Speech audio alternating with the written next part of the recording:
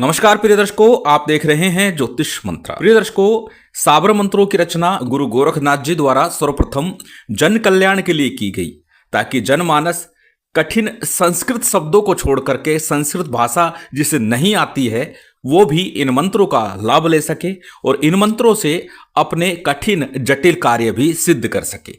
इसीलिए जो व्यक्ति कम पढ़ा लिखा है, जो बहुत अधिक शब्दों का ज्ञान नहीं रखता है, वह भी इन मंत्रों का लाभ बड़ी सरलता से ले सकता है। और गुरु गोरखनाथ जी की परंपरा से ही आगे अनेकों अनेक भाषाओं में भी साबर मंत्रों की रचना की गई और उनसे प्रत्यक्ष लाभ देखा गया।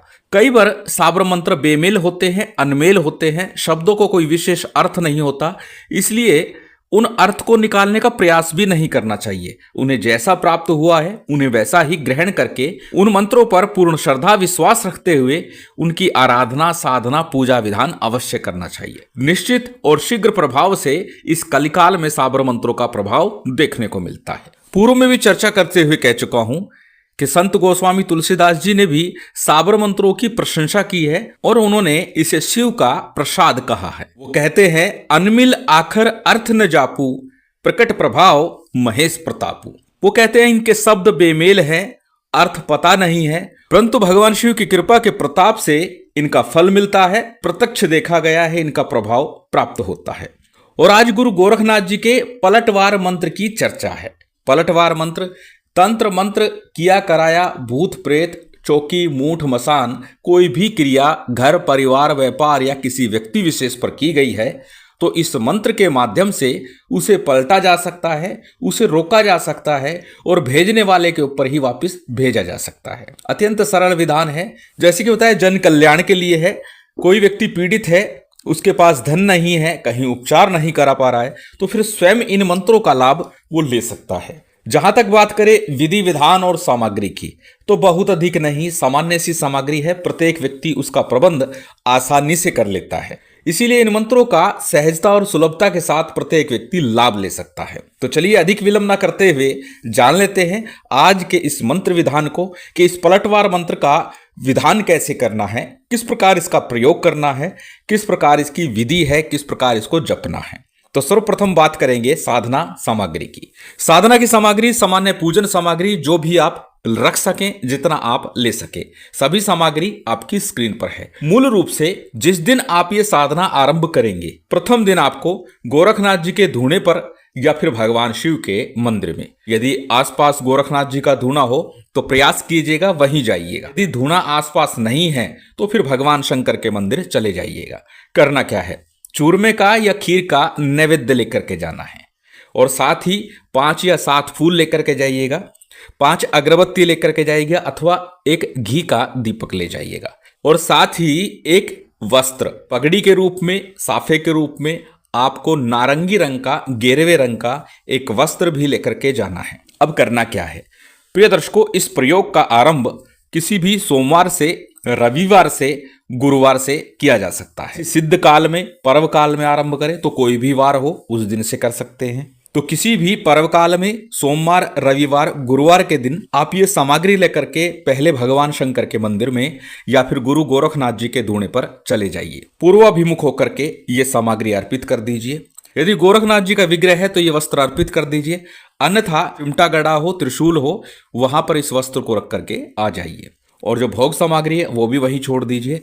धूणा चेतन हो तो थोड़ा थोड़ा करके 5 बार भोग उस अग्नि पर अर्पित कर दीजिए। अन्यथा भगवान शिव के मंदिर में जा रहे हैं तो सभी सामग्री रख करके कपड़े को त्रिशूल पर बांध करके आ जाइएगा। जब आप इस मंत्र का प्रयोग आरंभ करेंगे, मंत्र को जाप करेंगे, उससे पहले ये विधान आपको अवश्य करना है। उसके बाद रात्रि काल में, सूर्यास्त के बाद वैसे कभी भी कर सकते हैं, लेकिन जब भी मैं साधना की चर्चा करता हूं तो बोलता हूं रात्रि के 10 बजे के बाद का समय अत्यंत प्रभावी होता है तंत्र साधना के लिए, मंत्र साधना के लिए। तो रात्रि 10 बजे बाद उत्तर या पूर्व मुख होकर के, क्योंकि रात्रि के लिए उत्तर दिशा ज्यादा महत्वपूर्ण है, तो उत्तर या पूर्व में मुख करके अपने सामने किसी चौकी पर, पट्टे पर पीले रंग का अथवा श्वेत रंग का एक वस्त्र बिछा लीजिए। श्रेष्ठ होगा पीला अथवा गेरवा वस्त्र हो। उसके ऊपर नवनाथ का अथवा गुरु गोरखनाथ जी का चित्र स्थापित कीजिए, भगवान शिव का चित्र स्थापित कीजिए। तिल तेल का अथवा गाय के देसी घी का एक दीपक लगा लीजिए। प्रिय दर्शकों, तिल तेल भी आपको लेकर के आना है तो शुद्ध लेकर के आना है। तिल तेल के नाम पर आजकल मार्केट में जो तेल मिल रहा है वो तिल तेल नहीं है। उसके ऊपर लिखा हुआ देखेंगे तो समझ आ जाएगा। तो उसमें स्पष्ट रूप से लिखा होता है कि ये तिल तेल का अंश है, पूर्ण रूप से तिल तेल नहीं है। यदि आप तिल तेल का दीपक लगा रहे हैं तो शुद्ध तेल ही लेकर के आइएगा। घी का प्रयोग करते हैं तो वो भी अच्छा ही लेकर के आइए, क्योंकि यदि सामग्री अशुद्ध है, शुद्ध नहीं है, तो पूर्ण फल की प्राप्ति में संशय बना रहता है। इसलिए जो भी सामग्री लें वो शुद्ध लें, सात्विक लें। अपने सामने किसी चौकी पट्टे के ऊपर नवनाथ भगवान शिव का चित्र लगाया, दीपक रखा, दीपक के नीचे थोड़े अक्षत रख दीजिए अथवा गेहूं के दाने, बाजरे के दाने रख दीजिए। अर्थात दीपक को सीधे चौकी पर नहीं रखना, उसके नीचे कुछ अन्न रखना है अथवा पुष्प रख दीजिए। इसके बाद में हमेशा की तरह सबसे पहले थोड़ा शुद्धि आचमन करिएगा, और शुद्धि आचमन करने के बाद में आपको संकल्प लेना है। संकल्प के लिए दाहिने हाथ में अक्षत, पुष्प, जल इत्यादि ले लीजिए। इसके बाद में अपना नाम बोलिए, गोत्र बोलिए, उस दिन का तिथिवार नक्षत्र बोलिए और फिर अपनी कामना बोलिए। अब कामना क्या है कि मैं तंत्र बाधा से परेशान हूं, तंत्र बाधा से पीड़ित हूं, घर है, परिवार है, व्यापार है, जिसके लिए भी आप प्रयोग कर रहे हैं उसका वर्णन कीजिए और फिर संकल्प का जल किसी थाली प्लेट में या फिर गणेश जी का विग्रह है अथवा दीपक के सम्मुख छोड़ दीजिए। संकल्प के उपरांत में आपको सबसे पहले गणपति का, गुरु का, कुलदेव, पितृदेव स्थान, इन पंचदेवों का पूजन करना है। पंचदेवों के पूजन के बाद में भगवान शिव का पूजन कीजिए। भगवान शिव के साथ साथ गुरु गोरखनाथ जी का, नवनाथ जी का पूजन कीजिए और साथ ही साथ भैरव जी का ध्यान पूजन अवश्य कीजिए। सामान्य सा पूजन विधान, जितना आपको आता है, जितना आपको ज्ञान है, जो आप कर सकते हैं। आवश्यक नहीं है कि संस्कृत के बड़े बड़े मंत्रों का प्रयोग करें। यदि आपको आते हैं तो आप बोलिए, नहीं आते हैं तो सामान्य पहले भी बता चुका हूं, थोड़े से अक्षत हल्दी से या कुमकुम से थोड़ा रंग लीजिए और उसके बाद में केवल नमन करते हुए अक्षत छोड़ते चलिए, इतना ही पर्याप्त होगा। शीघ्र प्रयास करूंगा कि लाइव आकर के थोड़ा पूजन विधान किस प्रकार से किया जाए, कम से कम सामग्री में, वो आपको प्रत्यक्ष दिखाने का प्रयास करूंगा ताकि आप समझ जाएं इतना भी पर्याप्त है और इतने से कार्य बन सकता है। जब आपका पूजन विधान संपन्न हो जाए उसके बाद में हमेशा की तरह एक माला आपने गणेश मंत्र की करनी है। ओम गं गणपते नमः, ओम गणेशाय नमः, ओम वक्रतुंडाय नमः, ओम विघ्नेश्वराय नमः। जो भी मंत्र आप सरलता और सहजता के साथ बोल सके उस एक गणेश मंत्र का आपको एक माला का जप करना है। इसके बाद बात आती है गुरु मंत्र की। यदि आपने गुरु दीक्षा ली है तो अपने गुरु मंत्र का जप कीजिए एक माला का, अथवा यदि आपने गुरु दीक्षा नहीं ली है तो भगवान शिव के मंत्र ओम नमः शिवाय का अथवा गुरु गोरखनाथ जी के मंत्र ओम गुरु गोरक्षनाथाय नमः, इस मंत्र का एक माला का जप कर लीजिए। जब आप गणेश मंत्र, गुरु मंत्र का जप पूर्ण कर लेंगे तो आज का जो मंत्र है वो साबर मंत्र है और साबर सिद्धि मंत्र की चर्चा बार बार और अनेकों बार कर चुका हूं। जब जब साबर मंत्रों की साधना हो, साबर सिद्धि मंत्र का 11 बार जप आरंभ में अवश्य ही करना चाहिए। अधिक करें आपकी इच्छा, क्योंकि अधिकस्य है अधिकम फलम। जितना अधिक करेंगे साबर सिद्धि मंत्र का जप उतना आपके लिए श्रेष्ठ होगा। चाहे तो नित्य पूजा में भी साबर सिद्धि मंत्र का जप आरंभ करें, अति उत्तम होगा, आपके कार्य सफल ही होंगे। जब आप गणेश मंत्र, गुरु मंत्र, साबर सिद्धि मंत्र का जप पूर्ण कर लेंगे उसके बाद आज का जो मूल मंत्र है इसकी एक माला का आपको जप करना है। पूर्ण ध्यान से, मन से निवेदन करते हुए, प्रार्थना करते हुए, मनन चिंतन करते हुए, एकाग्रता के साथ, पूर्ण श्रद्धा विश्वास के साथ इस मंत्र का आपको जप करना है। ये अत्यंत प्रभावी गुरु गोरखनाथ जी का पलटवार मंत्र है। जब आप इसका जप करते हैं, जप करते करते ही आपको एहसास होने लगता है कि वास्तव में आपके ऊपर जो तंत्र क्रिया है, जिसका प्रभाव है, जो आलस्य व्याप्त रहता था, जो मन में आशंकाएं बनी हुई थी, चिंताएं बनी हुई थी, उनका निराकरण जप के दौरान ही होने लगा है। अर्थात आपके मन का बोझ हल्का होने लगेगा। इतना प्रभावी यह मंत्र माना जाता है। मंत्र आपकी स्क्रीन पर है, स्क्रीनशॉट ले सकते हैं, किसी कॉपी नोटबुक में नोट कर सकते हैं।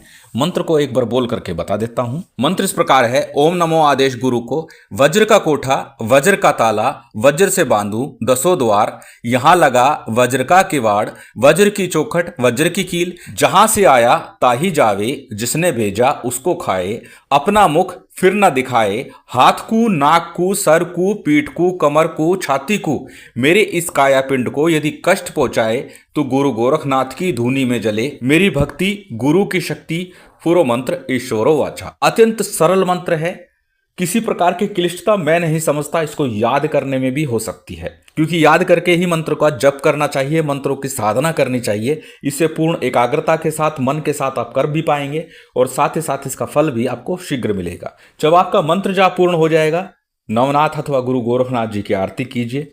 जो भी नैवेद्य रखा हुआ है, अब प्रथम दिन जो आपने खीर का या चूरमे का भोग लगाया है वो तो आपको लगाना ही है। इसके अलावा नित्य प्रति जब आप इस मंत्र का जप करेंगे तब आपको क्या करना है, और कुछ नहीं है तो गुड़ का या शक्कर का नैवेद्य, गुड़ की जो शक्कर होती है उसका नैवेद्य आपको नित्य प्रति थोड़ी अंगारी कर लीजिएगा, उसके ऊपर आपको इसका भोग लगाना है।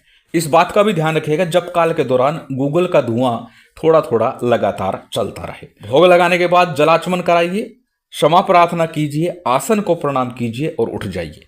बस इतना सा विधान है। मंत्र का जप ही अपने आप में श्रेष्ठ है। जहां भी जिस भी स्थान पर इस मंत्र का जप होता है वहां से तंत्र अपने आप पलायन कर जाता है। जल पात्र लेके बैठने के लिए बोलता हूं, शुद्धि आचमन संकल्प इत्यादि के लिए। जब आपका जप पूर्ण हो जाए रात्रि भर उसे वहीं रखा रहने दीजिए। प्रातःकाल उस जल को लीजिए, पूरे घर में, व्यापार स्थल पर, दुकान में, मकान में छिड़क दीजिए। थोड़ा थोड़ा जल चरणामत के रूप में परिवार के सदस्य ग्रहण कर लीजिए। बस इतना प्रयोग है और इसी से ही आपकी तंत्र बाधा का नाश होता है। सारी क्रियाएं किया कराया पलट जाता है, हट जाता है, कट जाता है। अत्यंत सरल विधान है, अत्यंत प्रभावी विधान है। यदि आप तंत्र बाधा से आए दिन पीड़ित रहते हैं तो इस मंत्र को अपनी पूजा पाठ में शामिल कर लीजिए। शिव शक्ति गुरु गोरखनाथ जी की विशेष कृपा आप सभी को प्राप्त हो, यही कामना है। उम्मीद करता हूं आज की ये जानकारी, ये वीडियो आपको अच्छी लगी होगी। यदि अच्छी लगी हो तो कृपया लाइक कीजिएगा, शेयर कीजिएगा। यदि चैनल पर नए हैं तो सब्सक्राइब कर बेल आइकन बटन दबा दीजिएगा। जय माता दी, जय श्री राम।